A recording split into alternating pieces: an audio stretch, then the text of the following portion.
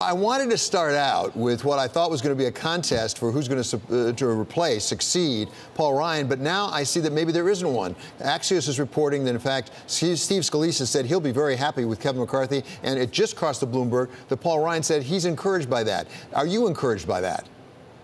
Well, certainly, if there ended up to be one candidate, let's start with the fact we have to first maintain our majority in Congress in the midterm election for us to be able to select the next speaker. And at that point in time, whether it's Steve Scalise or Kevin McCarthy or even a third-party individual, we don't even know who it might be, a dark horse, unlike, similar to what Paul Ryan did when Boehner left.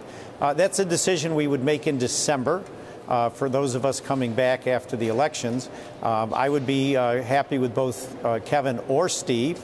And typically, if there is a challenge, the individuals would make a pitch to all of our conference to lay out what their agenda would be the next 2 years, how they would conduct business, regular order, and the like.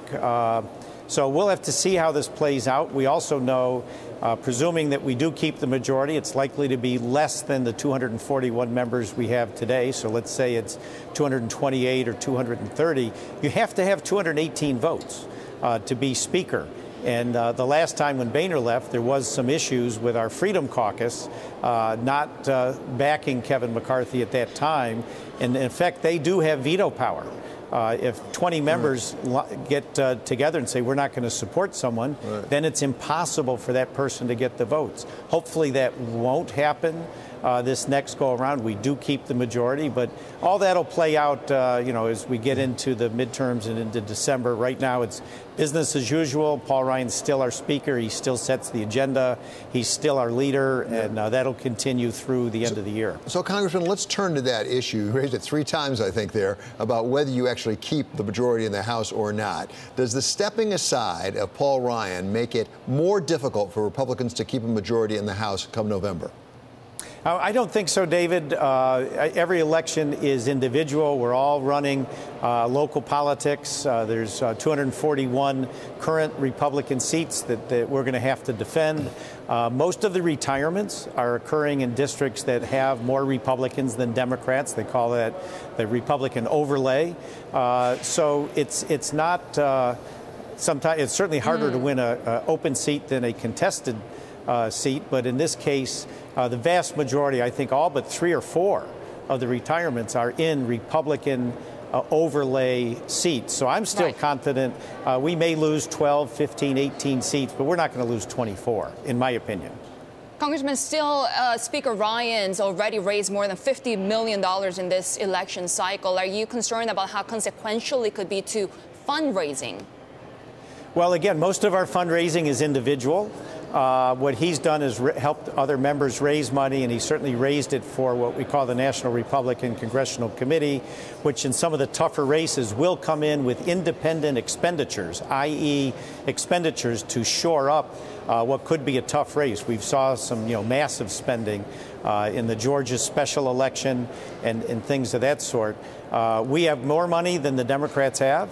And Paul Ryan is still a prolific fundraiser, as are Kevin McCarthy and Steve Scalise. So, no, I think we will have the funds to be competitive and to win. And all of us, I mean, I've got not to say it's easy, but an easier race than most. Right. So, I'm also helping raise money for other members because we're, at the end of the day, a team. And I'd like to think of myself as a good team player. Congressman, and finally, we just spoke to you just yesterday, just before you headed inside the hearing to ask Mr. Zuckerberg a question on Facebook. From what you heard, or from what I heard from your interview, you seemed a little bit skeptical about more regulations in that sector. Twitter and also Facebook have backed the Honest Ads Act, which was introduced last year. It would sort of put companies under disclosure rules, just like TV ads. Would you support that? Yes, I would. In fact, I will give Mark Zuckerberg a lot of credit as he stood there and answered the questions and clarified that Facebook does not sell user data and the like. And when it came to the ad issue, he said they have put in place already at Facebook a know your customer protocol. So if somebody's going to be running political ads, they will deep dive who that person is, know who that person is, so there's not people pretending to be someone they're not, which is what happened in the 2016 election. And he gave us confirmation that Facebook is ready for the 2014 midterms, or 18 midterms. We will not see the same issues we saw in 16. So they have proactively already stepped forward on the ad space in the political front to make sure they know exactly who's putting those ads forward.